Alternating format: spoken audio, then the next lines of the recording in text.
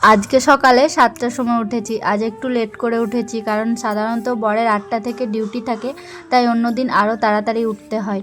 কিন্তু আজ যেহেতু বরের বি-শিফট ডিউটি আছে, তাই আজকে সকালটা কিছুটা নিজের আর সেই সময়টা ব্যবহার করে ভিডিও করছি।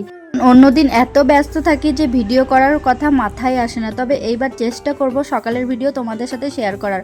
তো যাই হোক, প্রথমেই দেখলে সকালে উঠে আমি যেটা করছি সেটা হচ্ছে সকালে খালি পেটে কুসুম গরম জল খাই, কারণ এটা খেলে পেটও পরিষ্কার হয় আর শরীরও বেশ ফ্রেশ লাগে। তারপর বাইরে দেখো কত সুন্দর রোদ উঠেছে। শীতকালে এই নরম রোদটা সত্যি মন ভালো করে দেয়, তাই রোদেও দাঁড়িয়েই ব্রাশটাও করে নিলাম।